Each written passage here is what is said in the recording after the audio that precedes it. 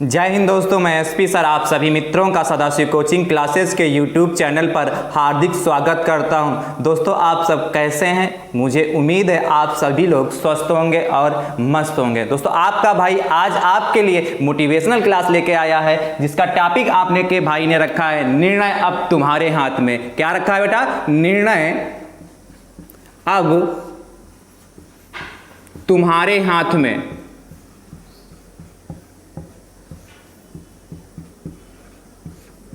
निर्णय अब तुम्हारे हाथ में। बेटा ध्यान से समझिएगा, ये एक टॉपिक छोटा सा वीडियो आपकी जिंदगी बदल सकता है। दोस्तों देखिए, पहला आपको पता है हमारे वैदिक काल में 4 आश्रम बताए गए हैं। पहला बेटा कौन सा बताया गया है? ब्रह्मचर्य आश्रम। कौन सा बेटा? ब्रह्मचर्य आश्रम।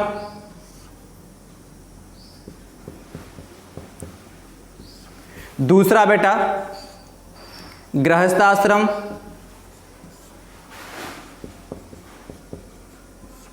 और तीसरा बेटा वानप्रस्थ आश्रम।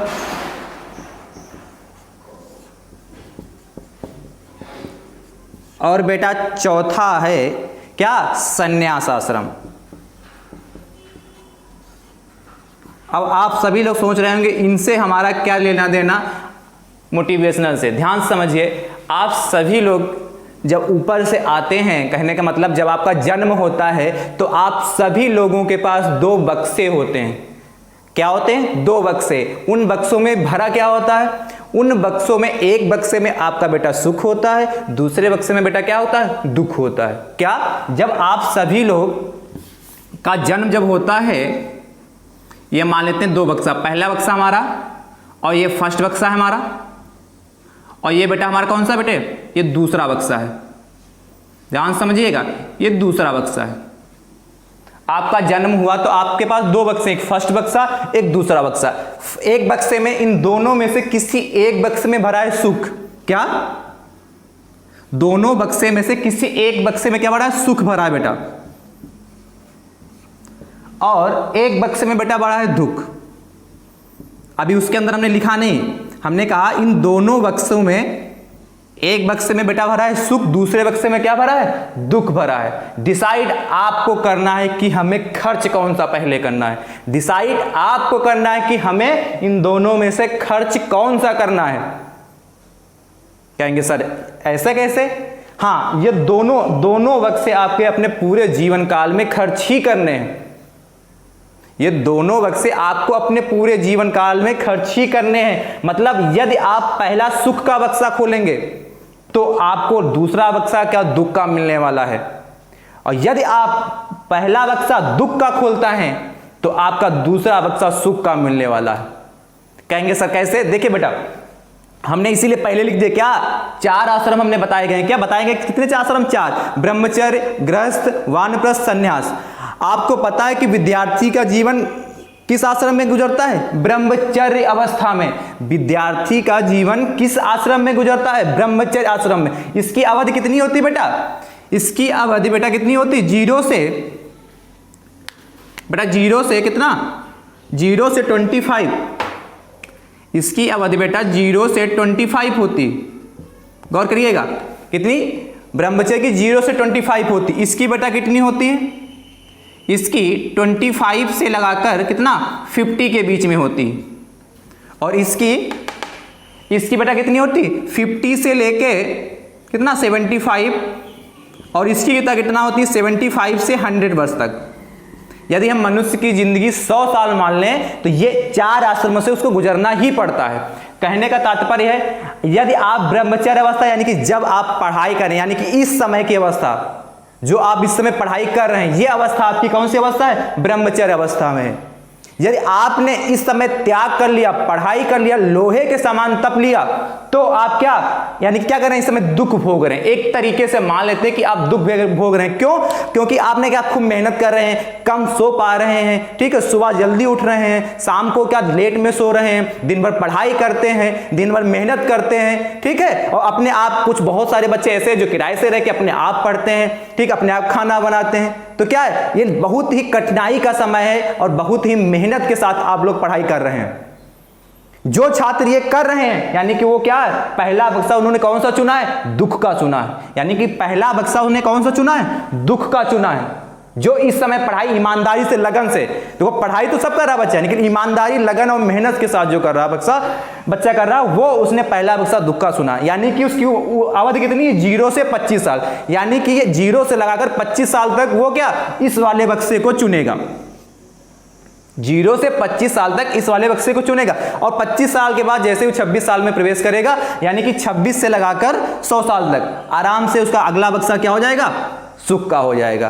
कहने का मतलब है यदि आपने ईमानदारी से 0 से 25 साल तक यानी कि ब्रह्मचर्य आश्रम का पालन किया है, तो 100% मैं आपको विश्वास दिला के कहता हूं कि आगे की आपकी लाइफ इतनी आराममय हो जाएगी कि आप क्या खुशी के मारे उछल जाएंगे।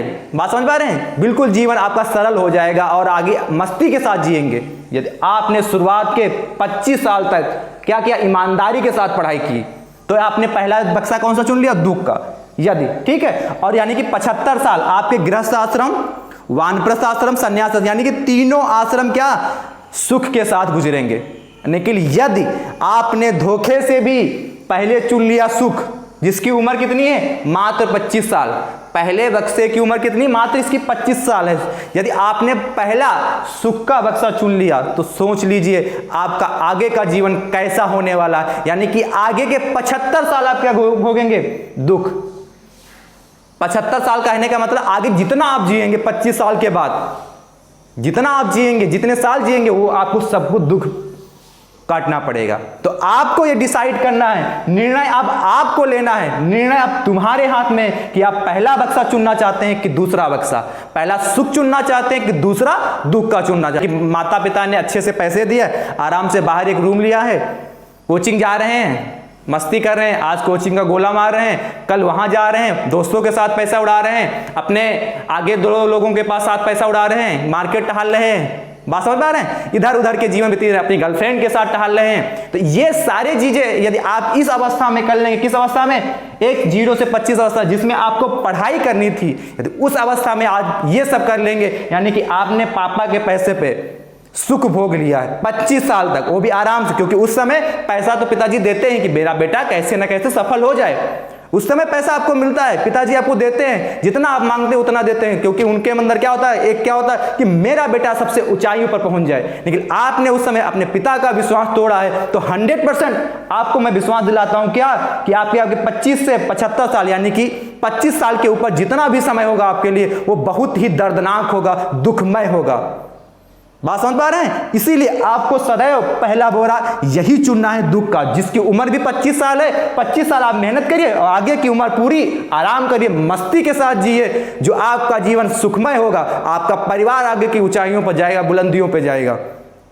आई होप आप मेरी बात से सहमत होंगे, और जो छात्र इस वीडियो को देख रहे होंगे, आज से जितना कुछ कर रहे होंगे सब बंद कर देंगे और सिर्फ वो पढ़ाई की ओर अग्रसर होंगे, अपने 25 साल जिएंगे आसानी से। और क्या, दुख के साथ। दुख कहने का मतलब क्या है, दुख क्या मतलब, मेहनत के साथ। दुख का तात्पर्य है क्या, आप मेहनत ईमानदारी के साथ जिए इस साइड। यदि मेहनत ईमानदारी के साथ इधर जिएंगे तो आसानी से उधर आसानी से आपका समय कटने वाला है दोस्तों, ठीक है। तो ये आपके लिए बिग अनाउंसमेंट एक तरीके से है कि क्या, निर्णय अब तुम्हारे हाथ में। यदि आपने इन दोनों में से निर्णय ले लिया तो आपका जीवन सुखमय हो जाएगा और 100% आप सक्सेस होंगे दोस्तों। बहुत बहुत धन्यवाद दोस्तों।